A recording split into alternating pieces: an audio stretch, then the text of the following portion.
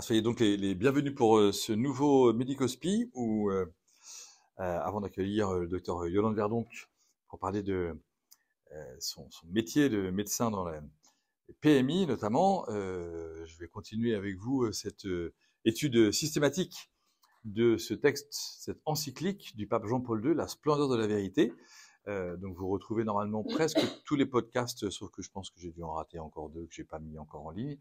On arrive bientôt à la fin de l'étude de ce texte majeur. Hein. Vous savez que ce texte de Jean-Paul II a été écrit en 1993. Il a donc été publié 25 ans après 1968, où pour la première fois quasiment, en tout cas de manière aussi systématique, un pape parlait notamment de toutes les questions de pro-life avec la contraception artificielle, etc. Et donc des choix notamment que les catholiques étaient amenés à faire en matière morale sur la question de l'accueil de la vie, dans voilà, le cadre notamment de la vie conjugale, de la vie du mariage. Et donc nous savons que en 1968, il y a un assez grand nombre de catholiques qui ont quitté la foi catholique à cause de cet écrit de Paul VI. Et nous savons aussi que cet écrit de Jean-Paul II, 25 ans plus tard, La splendeur de la vérité, a aussi provoqué un nombre de remous non négligeables dans la compréhension de la foi catholique, de la morale catholique, et que visiblement, de manière très certaine, Jean-Paul II se mettait dans les rails de cette encyclique de Paul VI, donc en août 1968. C'est important, vous le savez, hein, je l'ai peut-être déjà dit sûrement, que quand en 68, Paul VI était très inquiet des répercussions des premiers tests qu'il avait faits sur ce texte avant sa publication, et en fait, dans le conseil des cardinaux qui l'entouraient pour pouvoir écrire ce document, le seul qui est resté pour dire à Paul VI qu'il avait raison de publier, c'était Karol Wojtyla, qui allait devenir son successeur quasi immédiat, et avec le petit temps de Jean-Paul Ier, qui est mort d'une crise cardiaque 33 jours après son élection. Voilà.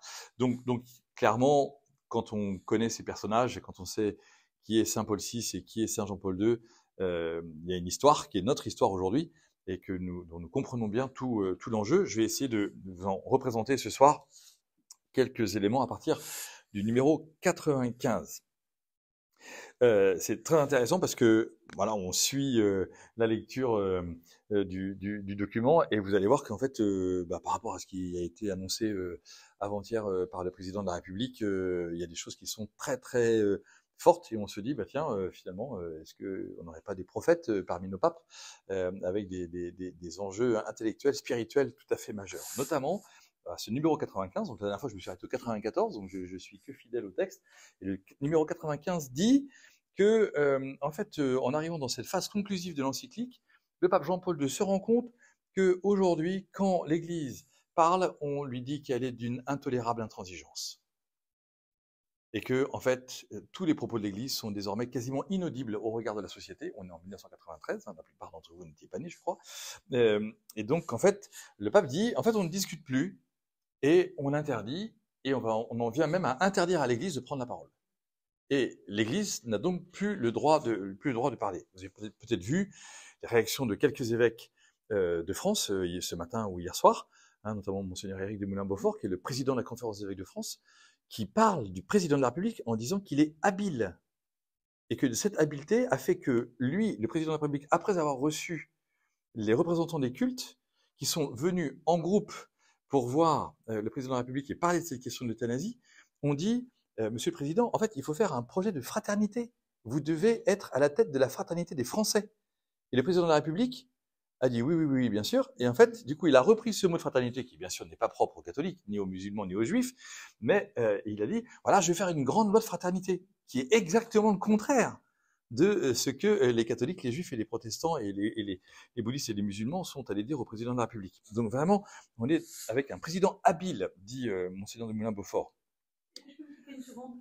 C'est-à-dire que c'est en fait, maintenant les évêques de France mettent les choses, osent dire les choses et disent les choses clairement. Pour dire qu'il est habile et que ce projet est une tromperie, c'est que les choses ont été dites clairement.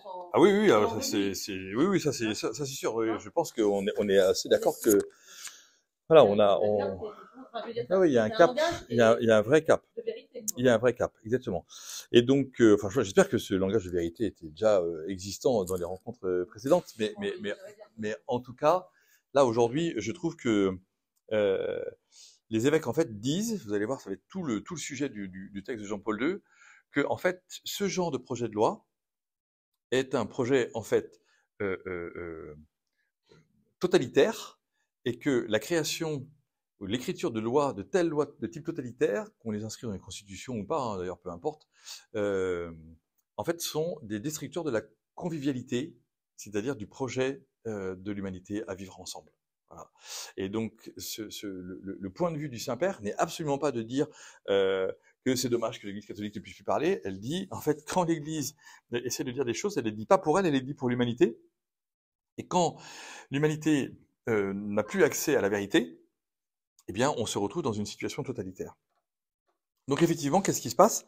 Le pape Jean-Paul II dit que ce qu'on dit aujourd'hui dans le monde, ce qui est transmis dans le monde, c'est qu'il n'y a pas de précepte universel, on ne peut pas parler d'actes intrinsèquement mauvais, et que du coup, même le magistère de l'Église, en fait, est une usurpation de notre intelligence, et que, en fait, désormais, il doit y avoir en fait que de la compassion et que de la compréhension, et que les jugements de l'Église ou les jugements moraux de l'Église sur les comportements des gens ou des sociétés, en fait, ne disent pas l'Évangile. Voilà. Donc, en fait, on nous rétorque, on nous renvoie l'impossibilité de pouvoir parler.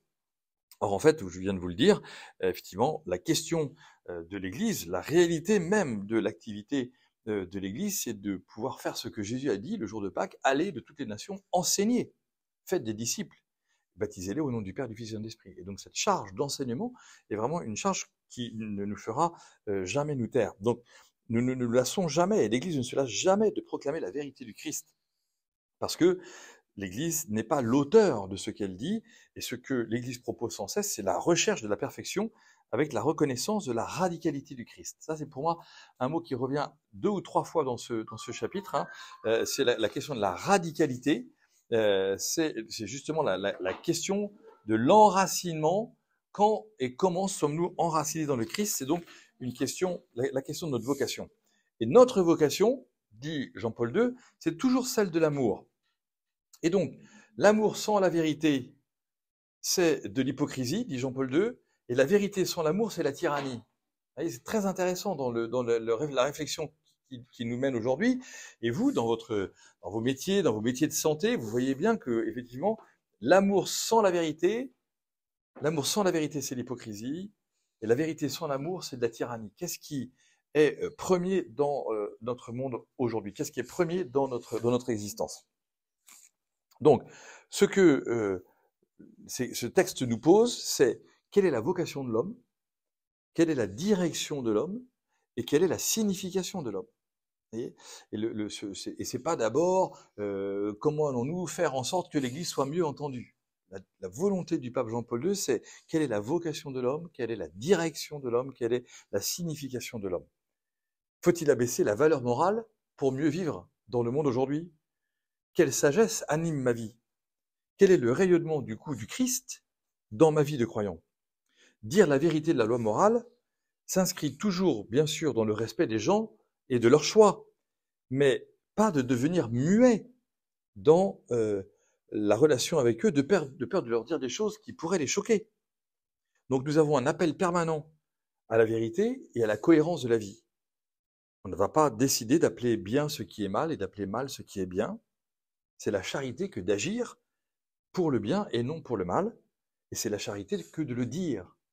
Et quand on veut nous empêcher de le dire, eh bien, on peut faire juste comme Bernadette de Lourdes, hein, qui dit « Je ne suis pas chargé de vous le faire croire, je suis juste chargé de vous le dire. » Voilà. Après, vous travaillez vous-même votre intelligence et vous allez développer votre intelligence. Vous voyez, et je suis sûr que dans les diagnostics que vous allez poser sur des gens, vous allez devoir un jour parfois dire à des gens les situations complexes dans lesquelles ils se trouvent, et il leur faudra du temps pour intégrer, et peut-être que jamais ils l'accepteront, et que ça sera tout un travail de votre part, comme médecin, comme soignant, justement pour permettre à la personne de comprendre que les protocoles qu'on va engager avec eux, avec elle, sont des protocoles qui vont dans la vérité pour le bien de la personne. Et c'est tout cela l'enjeu effectivement de pouvoir être charitable en le disant.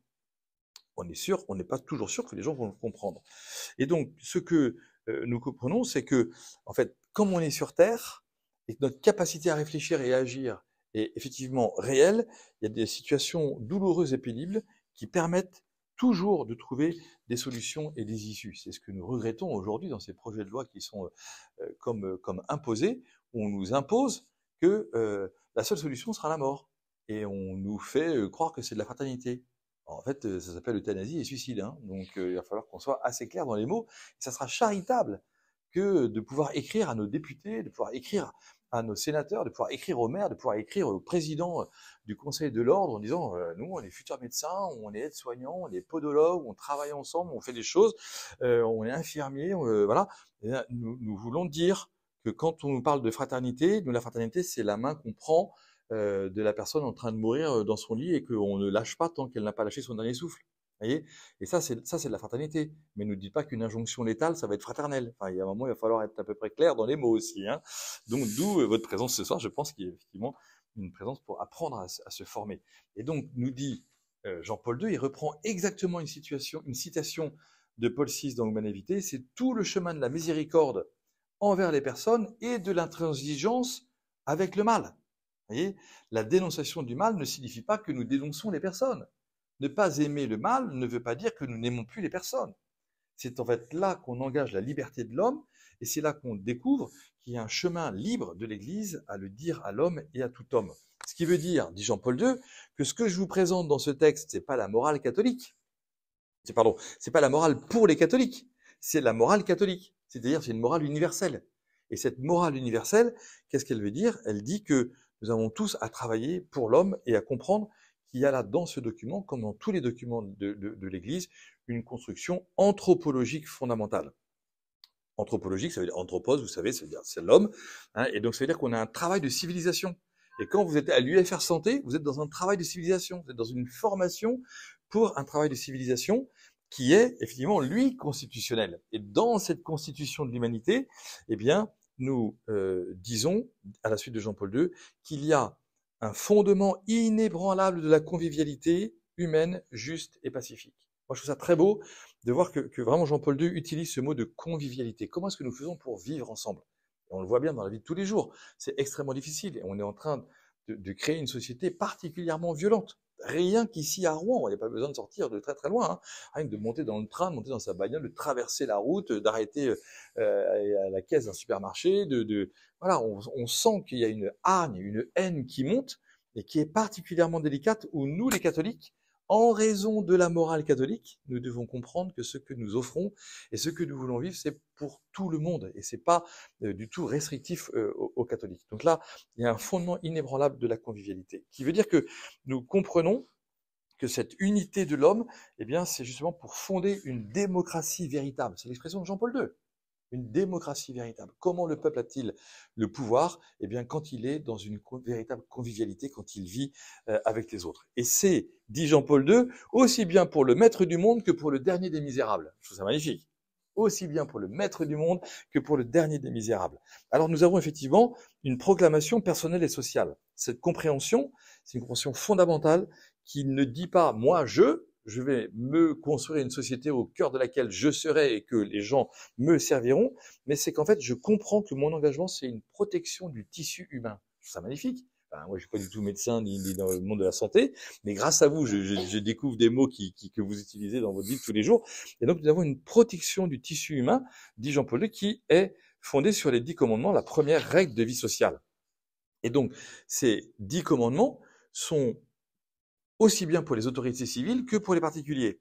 Et personne n'est autorisé à changer ces lois actuelles et fondamentales, ces lois naturelles fondamentales, au risque de fracasser, dit Jean-Paul II, les fondements éthiques de la convivialité. Ce qui veut dire qu'en 1993, il y a 30 ans, Jean-Paul II disait déjà et voyait déjà poindre des réactions à des gens choqués par les bouleversements sociétaux. Et de qui parle-t-il? De nous, des catholiques, qui disent en fait il y a quelque chose qui ne va pas. Et plus personne n'est entendu. Et quand on dit les choses, même au président de la République, en fait, peu importe, les choses sont déjà décidées, comme décidées à l'avance dans un programme pour lequel on se dit mais c'est pas possible, qu'est-ce qui se passe? Voilà. Et donc Jean-Paul II dit J'en appelle à un nécessaire renouveau radical. Deuxième fois qu'il utilise ce mot de radical. Un renouveau radical. Allons dans les profondeurs. Voyez.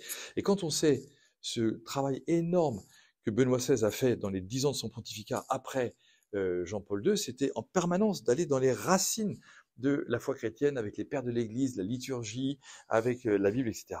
Et donc, Jean-Paul II dit, nous savons que c'est un chemin long, ardu et qui demande beaucoup d'efforts. Donc rassurez-vous, ça va, vous n'en êtes qu'au début, et donc ça va être magnifique de pouvoir comprendre que c'est un chemin long, ardu et avec beaucoup d'efforts. Parce que les causes et les difficultés sont nombreuses. Et quand Jean-Paul II parle des causes et des difficultés nombreuses, cette expression est reprise par François dans son premier document programmatique qui s'appelle La joie de l'Évangile, où il dit « Le monde est devenu un polyèdre ». En tout cas, il n'y a encore pas très longtemps, on vivait à 2 dimensions, 3 dimensions, éventuellement 4 dimensions. Ben non, en fait, maintenant c'est un polyèdre.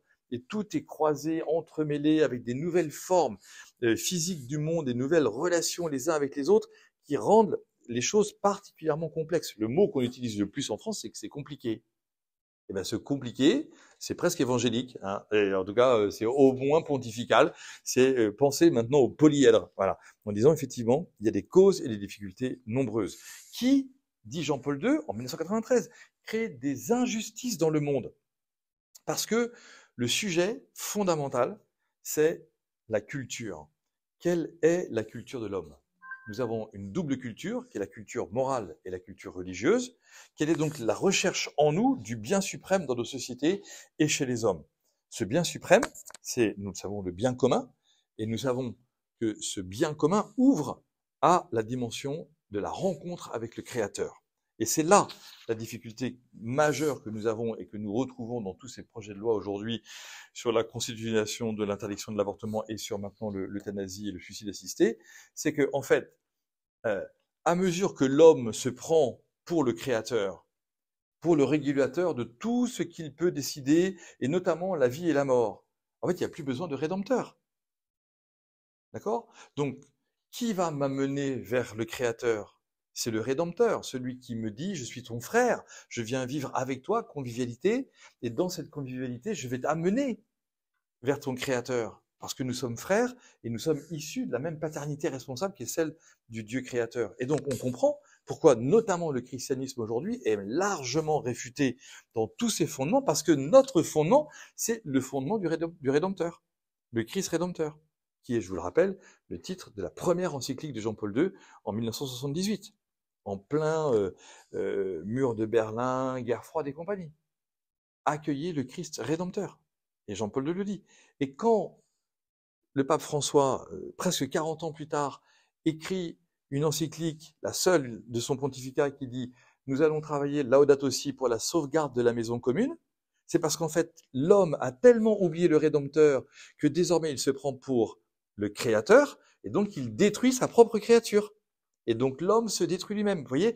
Et donc plutôt que d'opposer les pontificats, en fait on voit très très clairement une unité dans le magistère pontifical qui permet de dire qu'effectivement, à la suite du Concile Vatican II, Paul VI dit des choses fondamentales en morale qui sont désormais difficilement recevables par l'humanité, mais qu'en fait tout ça est déjà clairement indiqué dans le Christ Rédempteur de Jean-Paul II, dans les encycliques et les enseignements de Benoît XVI sur la radicalité de notre formation et sur cet appel grave que le pape fait à tous les pays du monde entier, dans la COP 28, COP 21, etc., en disant « Attention, vous êtes en train de vous prendre pour les créateurs, vous êtes en train de vous détruire. » Et donc, dit Jean-Paul II, en 93, c'est la porte ouverte au totalitarisme qui bloque la liberté de l'homme, qui bloque la liberté de la personne sur elle-même. En fait, on nie la vérité en changeant les lois. Et on trouble, dit Jean-Paul II, l'humanité qui n'a plus de repères et qui décide que tout désormais peut être relatif. Et c'est ça le drame, vous voyez ? Le totalitarisme de la pensée, en fait, entraîne un positionnement de la pensée relative. Je peux faire ce que je veux. Finalement, je peux faire ce que je veux. Mais ce je peut être aussi bien président de la République, président des Nations Unies, président de la conférence de l'Union européenne, ou président d'un maire, ou d'une mairie, ou d'une petite association, ou de ma propre vie. C'est donc la force du pouvoir qui triomphe pour faire valoir ses opinions.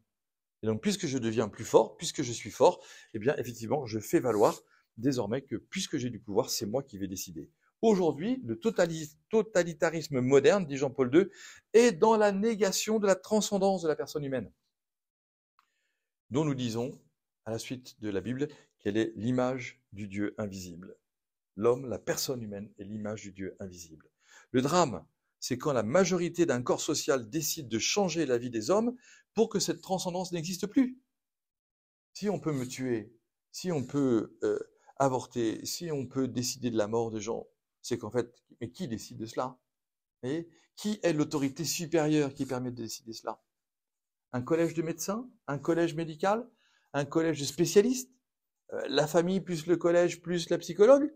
Mais la personne, elle est où? Et qu'est-ce qu'on fait? Et comment on discute ensemble? Et comment on décide qu'il y a toujours une transcendance? Comment est-ce qu'on affirme toujours cette transcendance? On a décidé de ne plus affirmer cette transcendance. Et donc, le drame ouvre, dit Jean-Paul II, ce drame de la transcendance humaine qui n'existe plus, ouvre sur la destruction du cadre socio-économique et socio-politique. Car tout est lié. Et vous allez voir, pour ceux qui étaient là dans les fois d'avant, ici, je ne vais pas vous en faire toute la lecture, mais en l'espace d'une dizaine de pages, Jean-Paul II explique comment ce totalitarisme de la pensée détruit les relations économiques et politiques dans le monde, et notamment en disant qu'on va manquer, on est en train de supprimer 3 éléments majeurs de la constitution de l'humanité. Je trouve ça génial. C'est quoi les 3 éléments? La tempérance, la justice et la solidarité. C'est incroyable de réfléchir à ça en disant mon métier, comme mon métier est-il civilisationnel, c'est quand j'ai de la tempérance, c'est-à-dire je modère mon attachement au monde. D'accord? Cette tempérance, magnifique, c'est une belle vertu. Je modère mon attachement au monde. Dans le carême, c'est pas mal. Vous voyez, à quoi je suis attaché pendant le carême? Au Christ, au Nutella, je sais pas quoi. Bon, très bien. Ok. Deuxième élément civilisationnel, la justice. Est-ce que je préserve les droits de mon prochain? Vous voyez? Donc la justice, c'est de penser à l'autre. Et l'autre, c'est mon prochain, mon frère, la convivence. Et troisième élément civilisationnel de mon travail, c'est la solidarité, où comme chrétien, je comprends que le Christ s'est fait pauvre pour nous enrichir de sa pauvreté. Et cette solidarité, donc, me rend pauvre avec les pauvres, comprenant les états d'immunie dans lesquels ils se trouvent. Quand je suis médecin, je ne dois jamais oublier que ce sont des personnes malades qui viennent me voir. Et donc, est-ce que je suis solidaire de leur maladie, de leur état, pour leur faire comprendre que je sais ce qu'ils me disent, que je veux leur montrer, comme médecin, comme infirmier, comme aide-soignant, etc., que je comprends qui est en face de moi. Je comprends qu'il y a une personne en souffrance. Et ça me rend solidaire de la personne qui vient me voir. Et donc, Jean-Paul II dit, eh ben voilà, tous ces liens socio-économiques sont désormais détruits, avec des salaires injustes, des hausses des prix, des contrefaçons, des dépenses excessives, du gaspillage. Et tout cela, c'est-à-dire que finalement, il n'y a plus de transcendance, ben, on fait ce qu'on veut. Et puis, donc, ça fait que l'homme devient esclave de son propre, de sa propre essence, de sa propre manière d'être. Alors qu'on est appelé à être frère. Et puis, la liste de la destruction sociopolitique, c'est visiblement, enfin, c'est dit Jean-Paul II, le fait qu'il n'y a plus de vérité dans le rapport entre les gouvernés et les gouvernants. Super intéressant, on est en 93. Vous voyez? Que finalement, on perd la transparence de l'administration publique, on découvre qu'il y a une impartialité du service public, on découvre et on comprend qu'il n'y a plus le respect des adversaires politiques, qu'il n'y a plus le respect des accusés en justice. Et donc, si tout cela n'est pas réalisé, dit Jean-Paul II, on détruit, vous l'avez compris, la convivialité. Et donc, quels sont les 2 grands éléments politiques, les grands systèmes politiques qui entraînent cette destruction et qui vont donner naissance à des nouveaux systèmes? C'est le marxisme et la démocratie sans valeur. D'accord? Les 2 éléments politiques qui vont se construire là-dessus, c'est soit le marxisme, soit la démocratie sans valeur. Et donc, Jean-Paul II dit, on est donc appelé, je finirai ici, à obéir aux commandements de Dieu. Qu'est-ce que ça veut dire? C'est parce que ces commandements de Dieu, ces 10 commandements, sont véritablement un appel à l'harmonie de la vie. Cette harmonie, dit Jean-Paul II, pour les catholiques, peut aller jusqu'au martyre.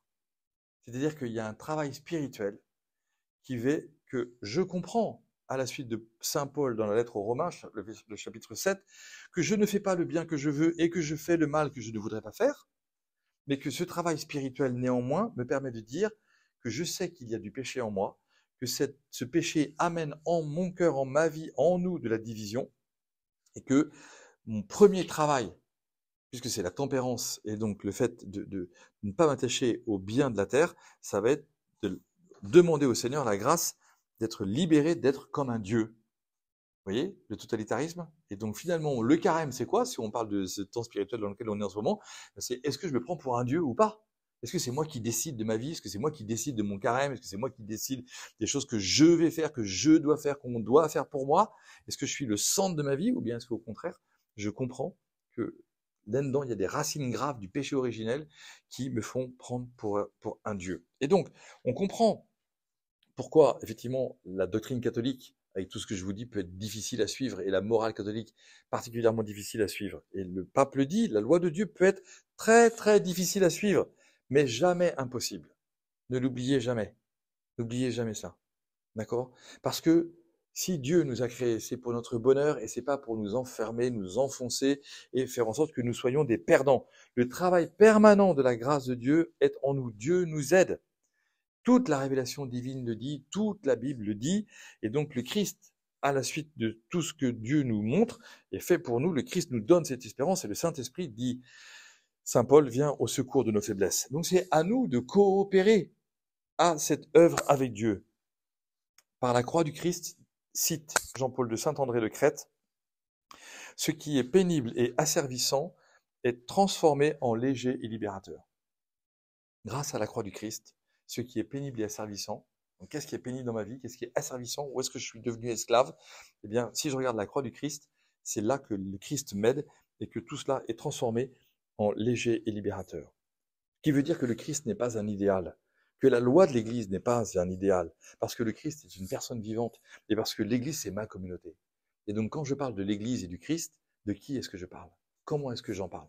Est-ce que ce sont des choses extérieures, des institutions extérieures, ou bien est-ce qu'au contraire, je comprends que l'Église, c'est la communauté des pécheurs pardonnés? Alors, dit Jean-Paul II, numéro 103, je passe de l'orgueil à la miséricorde. Plutôt que de décider moi-même ce que je dois faire, j'entre dans cette miséricorde de Dieu. Et Dieu convertit l'homme. Et en reconnaissant sa faiblesse, l'homme comprend cette conversion que Dieu lui donne, et donc l'homme va refuser les compromissions avec le mal. Je recours à Dieu dans ma faiblesse. Je reconnais que j'ai besoin de son amour. C'est cela qui est objectif. Sinon, je deviens subjectif. Ici, je lui demande, ici, je lui demande pas. Là, je gère. Et là, je dis, bon, allez, j'arrive à me confesser, j'ai quand même bien le droit à quelques petits péchés. Ah non. Et donc, l'œuvre de Dieu nous dit, avec Saint Jean-Paul II, que nous devons toujours travailler ce chapitre 18 de Saint Luc, que vous connaissez par cœur, hein, avec le pharisien qui prie au temple et qui dit « Regarde Seigneur comme je suis bien, heureusement que je suis là, moi je suis là », contrairement à ce pharisien, ce publicain à côté de moi, qui vraiment est nul. Et pendant ce temps-là, le publicain dit « Seigneur, prends pitié de moi pécheur, prends pitié de moi pécheur ». Et Jésus dit « C'est celui-là, publicain, qui en rentrant chez lui est justifié. C'est lui qui est devenu juste. » D'accord? Et donc, finalement, qui se justifie? Est-ce que j'ai une conscience pénitente ou une conscience satisfaite?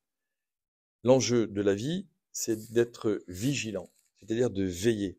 C'est cette grande prière de saint Ambroise que je vous propose de lire pour finir au numéro 105. Qu'est-ce que l'homme si tu ne le visites pas? N'oublie pas le faible. Souviens-toi, Seigneur, que tu m'as créé faible.